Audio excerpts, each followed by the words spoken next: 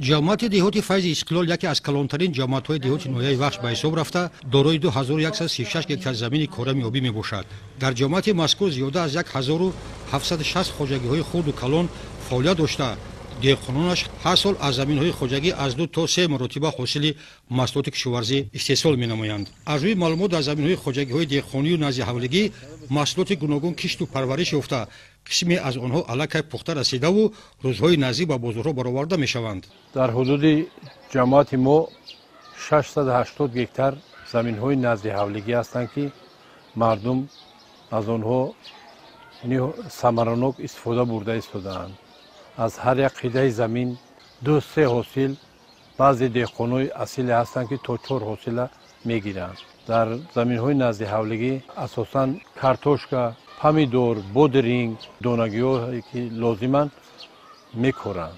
албатта деҳқонон имрӯз заминро самаранок истифода бурда фоидаи хуб ба даст меоранд ки масалан аз ҳисоби хоҷагиҳои чун меваву сабзавоте ки ҳосил мешавад ба бозорҳои наздики бозорҳои масалан шаҳри бохтар ва гирду атроф ба фурӯш мебароранд. аз ин фоидаи овардаи худ зиндагиашонро хуб беҳтар карда истодаанд.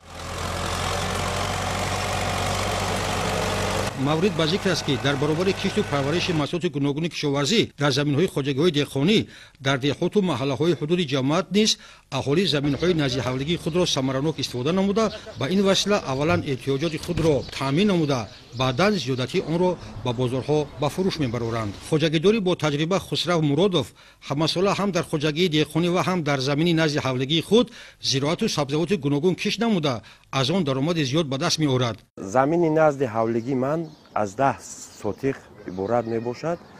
дар замини назди-ҳавлигӣ мина картошка, помидор, бодринг, ҳами сабзавот ҳар гуногун парвариш меорам ва хоҷагӣ деҳқониам дорам. аз ҳами фоидаи ҳами худмона оилаи худмона таъмин мекунам ва бозорҳои зиёдтиша ба савдогарои бозор омада аз ҳами ҷо гирифта мебаранд. хоҷагӣ деҳқонӣ мина мевоҳо дорем мина дигар маҳсулотҳо дорем. ҳами аз фоидаи ҳами маҳсулоти зиёдтӣ барои ҷашни 35-солагии истиқлолияти ҷумҳурии Тоҷикистон иншоотҳо мина ҳар хел мағоза, духторхона, мисол сартарошхона, сехи дузандагӣ, чанд та иншоот барои деҳамон сохта медиҳем аз фоидаи ҳамин замини назди ҳавлигимон хоҷагимон.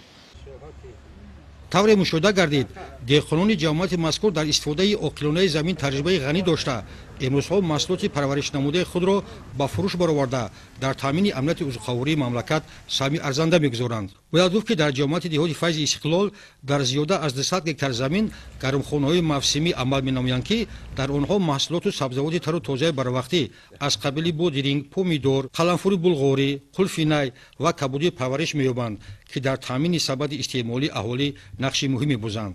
аллакай деҳқонони асили мо маҳсулотро ба бозор бироварданд.